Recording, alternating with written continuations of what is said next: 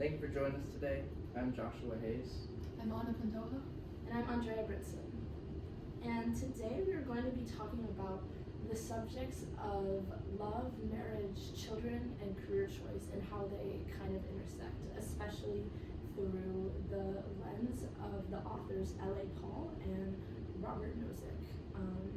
So we are doing this both through pulling from the text and through an interview format with many people who we ask questions about their personal beliefs on this topic. So if you want to say a little bit about that. Yeah, definitely.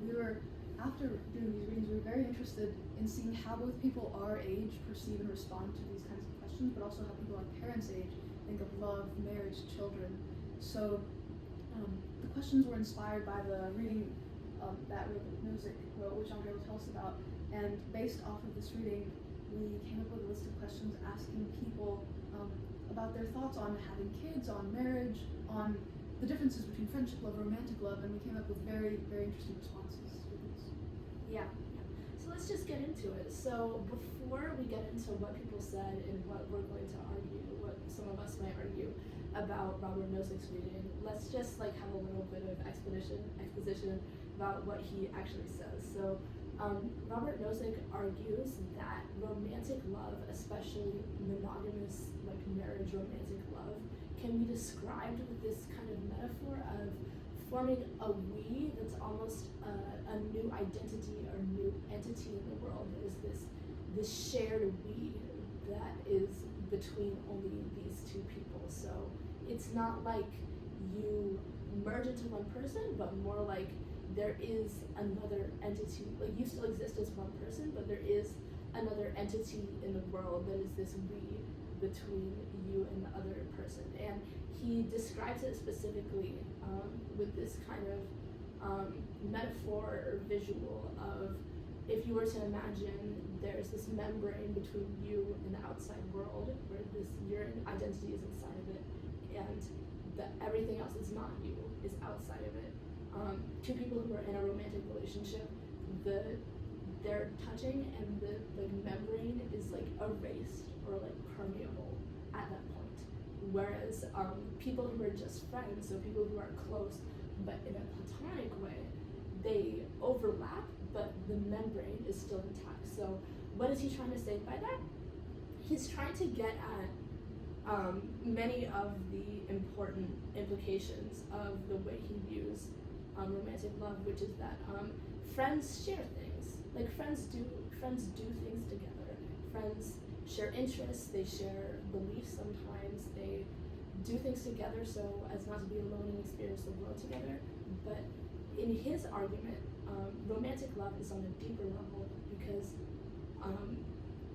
lovers share a type of self or identity. And so one of the implications of this, for instance, is that a harm that falls upon the person that you love romantically essentially feels like a harm upon yourself. It essentially feels like harm upon yourself. And also another implication of this is monogamy, because this fundamental creation of another identity that is literally with you every second of the day. It's not just something, it's not like a hobby or something you do sometimes. It's with you every second of the day, this other part of yourself. It also implies monogamy because it would be very difficult to share an identity, to forge a new identity with multiple people. It also implies another important concept he talks about is the idea of trading up, the idea of some partners are better than others. And so he also argues that this explains why people don't want to trade up and get a better partner. If imagine every person that you met in your life, if you had some kind of criteria for what makes a good partner, I don't know, education, skills. If every time you found someone who was better than your current partner, you would want to switch, but people don't want to do that. Romantic love is monogamous and it's unconditional. It's based on that person's identity, but it's also, so it's based on characteristics in that way, but there's kind of this paradoxical tension that it's also unconditional. And so that's why you wouldn't want to trade up, because you love that person for their particulars, not their general positive traits. So there's a lot of very interesting implications of Nozick's argument, and we wanted to see what people thought of this by asking people about their own personal views about marriage. So Yeah, so the first question that we asked people was about what they perceive to be the key difference between this friendship love and this romantic love, right? Like, what is it that leads into this constitution of a we? And so one of our friends, what he was saying on this idea of like unconditionality was that a romantic love in marriage is an unconditional thing, and that a friendship is not unconditional in the same way. Similarly, the love of a parent to a child is unconditional, and this all ties into how, if one is going to have a family, you need there to be unconditional love as a basis for the flourishing of that family. And so this idea of unconditionality and of love as a choice was repeated in a very striking way throughout many of the interviews we had. Many people went back to the idea of how with romantic love there can be this this attraction that begins the romantic love, but it doesn't have to be predicated on this attraction, because later on, inevitably, you will not always feel in love, but there has to be a choice made every day of giving yourself to this person that you love. And so I quote, one of the things that my parents said regarding this choice to love is that to marry is a form of dying to oneself. So it's very interesting viewpoint, because it really gets to the idea of how love has to depend on the person, on the people who are in love at every moment of it. It can be begun in a variety of different ways, but there's always going back to this choice, to this unconditionality.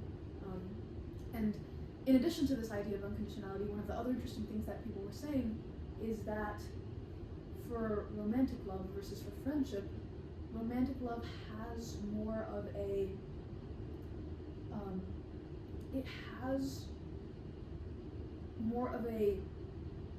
feeling aspect developed in the beginning that then develops into something greater, into having more of the person be known to you. But people also said that there is a type of there's a kind of addictiveness, is what some different people were saying, that comes with this romantic love as opposed to this friendship, which they described as less causing nervousness and less causing addiction, but a more natural form of being, in contrast to this desire for the other person that leads to romantic love being perceived to as more addictive. So there's very interesting, different ways of seeing this. I was wondering what you guys think of this. I was thinking I might want to push back against Nozick a little bit with the idea that friendship love and romantic love are two completely different things. I was interviewing one of my friends, Gabe, I think you might know him, and he was talking about this idea of he has these friendships with girls that he's originally not interested in pursuing romantically, and once he says he'll hit a certain point, and then almost like once he's past that point in friendship with them, he begins seeing the relationship as a romantic relationship, even if they're not necessarily purely official. So as a potentially romantic relationship, or as a romantic relationship? As a romantic relationship. And I think I want to push back against another idea of romantic relationships as complete self-gift and self-giving and ability to give your life to this person, and friendship not as that. Because there's the very common, somewhat religious way of looking at it of there's no greater love one can give than to lay down his life for his friends. But it seems that you're called also to give up your life, at least in certain religious traditions, even for your friends. And that might not differ so much from a romantic love. I don't know if any of you has anything to say about that. Yeah, I would agree. I would also push back against, I think it's very interesting that someone said that romantic love is unconditional, which implies that platonic love would be conditional. And I find it very hard to buy because, I mean, if love is based, I mean, this is part of what Nozick says also. If love is just a calculation, like if love is just, like if love is conditional, then love is a calculation. Like if you are thinking, I love someone because this, and this, then that's what it means for love to be conditional, and it is a calculation. But if that's what you're doing, it's not really love, is it? It's a rational choice that you're making. And maybe sometimes it can be rational to make an irrational choice, but I think what Nozick is saying that like you, like in love, like you really do commit to like not you have to constantly keep telling this person that you love them, and love can end, but you really have to commit to like not constantly like reevaluate other people or like try and like make some rational decision about like who you should be with. So I don't know. I think friendship love is just as unconditional as romantic love, just different in some way. In what way, it's kind of hard to pin down. Some people say romantic love. I think we had multiple people who claimed that romantic love is just a higher form or intense form of friendship, which also seems to go along with what your friend was saying, that like once he's close enough friends with someone who's his preferred gender, like it starts to feel romantic. Yeah. I do think that ties in. You mentioned something about love as being a choice. While sometimes it is certainly started off by this feeling of butterflies in your stomach, at a certain point those will go away, it seems, and you have to consciously choose to love the other person. And I was talking with one of my mentors about this, and he gave me this thing to think about of, do you love the person you marry, or do you marry the person you love? You should obviously, regardless, hopefully you and the person you're married to are in love. But the idea of, is the marriage come first? I'm marrying this person. Like, ideally you love them when you marry them, but you continue to choose to love them regardless of all these difficulties that you go through, all these hardships. Or is the marriage conditioned upon this idea of we love each other, and if we fall out of love, whatever that may mean, then the relationship's over. And that also kind of implies like an interesting paradoxical cycle, I think, because this is what one of our friends, Tanya, who we were interviewing, was saying, that there's this interesting dynamic of you marry a person because you love them, but you also love them because you're married to them, right? So like as the marriage goes on, the love for the person you're married to, like through the experiences together, through the sacrifices you've made for them, through the love that you've experienced for them and they for you, that also fuels more of the love because you were married. So it's interesting to think about which comes first, or which is more of the cause, right? Like I'm thinking about a beautiful movie, Fiddler on the Roof, where there's an arranged marriage, right? And eventually, the people grow up to a very old age and have lived together for so long, and the man asks his wife, like, do you love me, right? And she says, like, I've been married to you for 25 years, I've done this for you, this, and he keeps asking, do you love me? And she sits down, she says, yes, I do love you, right? So that's interesting, because for them, it was, they were married, and then the love came out of that marriage. Whereas I think in the time that we live in place too, it often is the case that people marry each other because they love each other. And I think that idea of arranged marriages, correct me if I'm wrong, but I saw a stat the other day that said arranged marriages have a much higher success rate just because they don't get divorced. Which I found very curious. And it seems one thing is that if you're in similar culture, similar place, similar people, you have a sort of directionality towards the marriage that doesn't always seem to be the case if you just fall in love, have butterflies and stuff, and you get married to someone. This idea of in Fiddler on the Roof, where they both have this deeply religious existential commitment, which they're aimed towards to help them. There's an image of like you can face towards each other. I think Andrea came up with this earlier, but there's almost like this asymptotic vision of you're coming towards each other in life, but you're also going along life together, and you're moving forwards together. If you have the goal in mind, that makes, in a sense, the journey of marriage. I don't know if you have anything further to say about that. However, I would say that, like, with the Fiddler on the Roof example, like, yes, the wife does ultimately admit that she does ultimately tell the husband that she loves him. Mhm. But we also have to notice the fact that like he had to ask the question. Like he didn't know. He didn't know. Like 25 years into the marriage, he didn't know if she loved him, despite all of these like more like concrete or like physical signs of her love for him, like taking care of him, managing their household. Like I would say like another interpretation of that song is that like yes, a shared goal and the love that grows in a marriage is important, but it's also important, like I think another one of music's arguments is that love cannot be, you can't really be, for a full like romantic relationship as is being described here, like not like the beginning of a romantic relationship, but like you have a crush on someone, like the type of romantic relationships where you both equally identify as a couple and are gonna go the distance, like you have to admit that you love each other, like that's what I feel like, you have to admit that you love each other. And so I think another interpretation of like the Fiddler on the Roof song is that like it kind of shows how over 25 years, if all you have is these concrete signs of love and these shared goals, 25 years later you're still going to be asking, do you love me? 25 years later you're still going to be asking, do you love me? And the answer is yes, but she had to think about it. She had to think about it. And so another interpretation is like that is the moment where they truly started to love each other, and the relationship reached another level, as their relationship reached like the ultimate level of romantic love, which involves this admitting, like honestly and openly admitting that you love each other.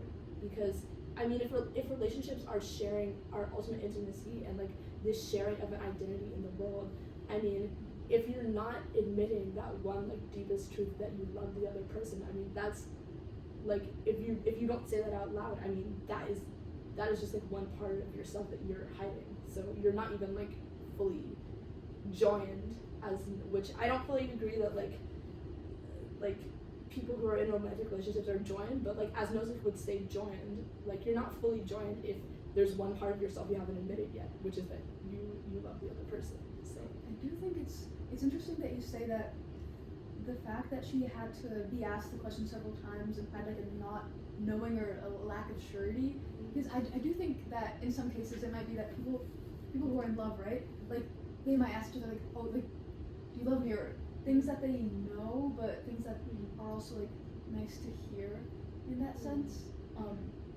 And I would say it's an interesting question about whether you have to say it with words in order to truly realize it completely, like believe it with your whole self. Because I would say that there are certain things that the actions speak about the reality despite the words being present or not. So that idea of like they weren't sure till that moment about, or she at least wasn't sure till that moment about whether she was in love with her husband or not. I think I want to push back slightly on that, because I think I would agree that it might be the feeling of love, the feeling of like that admiration, maybe even a little bit of that infatuation that hasn't been realized till then, but the simple act of, or not simple, the ginormous act of, I mean, giving every moment of your life for the other person does speak to a love, which I guess then the question would be like whether it's the romantic love or not, right? And how we define that. But an interesting thing that that when you guys were mentioning this idea of the asymptotic going together and yet never reaching each other, something very interesting that made me think of was, if we conceive of romantic love as a trying to go towards the other person and like having that other person in front of our eyes, instead of a parallel friendship, which I think your friend was mentioning, like this distinction between going in a parallel kind of journey versus towards each other. The idea came to my mind of the book Anna Karenina, in which Anna and Vronsky, I think they exhibit this kind of going towards each other in such a way that ultimately leads to their viewpoint of the whole world, like encompassed into this like destructive idealization, obsession of the other person in a way, right? And that, I think, talks so much about what you guys were saying about how you need, I think, for successful romantic love, for flourishing romantic love, fruitful romantic love, to have some common goal to walk together towards, so that you don't get completely absorbed in the other person, and so that this doesn't completely destroy you, as in the case of Anna and Vronsky that we see. I'm thinking to the scene of when Vronsky takes up painting, and he can't even paint on his face. He doesn't get her features, right? He can't see her the way she truly is, right? I think that's so symbolic of how this walking towards each other, looking only towards each other without some common transcendent goal, I would even argue, leads to this despair eventually. Well, that definitely, even when they're very much looking toward each other, they have a child between them, and they both despise their child by the end. And Anna's always remembering this other child she had. And we'll only have time to touch on it very briefly, but this idea that L.A. Paul presents, and what you can expect when you're expecting. She has this idea that you can't logically deduce whether you should have children or not, because having children, if she gives the analogy of it's like you've never seen color before, and you're going to see the color red. You can't imagine what it's to be like, what that experience is going to be like, how it's going to affect you. Obviously, this is a kind of a silly example, but if you're having children, she has this argument that it'll affect you personally, it'll affect your beliefs, it'll affect maybe your character, your way of life, and you can't really measure that in a way. But if you have someone who converts to a new faith, they'll often say that's like, there's no amount of money, there's no amount of goods that you could give me in order to say, like, if you had never converted, but we'll give you $1 million, would you do it? The person that I asked would say, absolutely not, like, no way, because you can almost put a value on the way that when you have a child, of how that'll affect you. And it's fun to see how this applies to relationships. You were talking earlier, I think, about this idea of self-gifted love, and what that means. And if you should have a child, that seems to be like another opportunity to self-gift. But I don't know if that's per se to justify having children. Right, I think that ties like so incredibly to one of the favorite quotes that one of the people we interviewed had regarding like the having of children. And what our friend Tommy was saying was that life is the biggest gift that a person could have, and so the greatest thing you could do for someone is participate in that act of giving them life. And that's why he thinks of fatherhood as this amazing thing of like, there isn't anything better than this, right? So I thought that was a really interesting way of viewing this. Like, yes, there is no way of ascribing a value to it beforehand, but in a way, like this intuition of that being the most valuable thing beforehand, and even experiencing it, which is very interesting to me. But I would push back against the idea that you can't fully know what it's like to have children beforehand, because this is my own perspective, and also the perspective of one of the people we interviewed, who said that we asked her how many children she wanted to have, and she said 3, exactly 3, and we were like, why? And she was like, oh, because I had 2 brothers growing up. I know what it's like to be in a family of 3 children. Therefore, that's just her idea of family that's formed through her experience.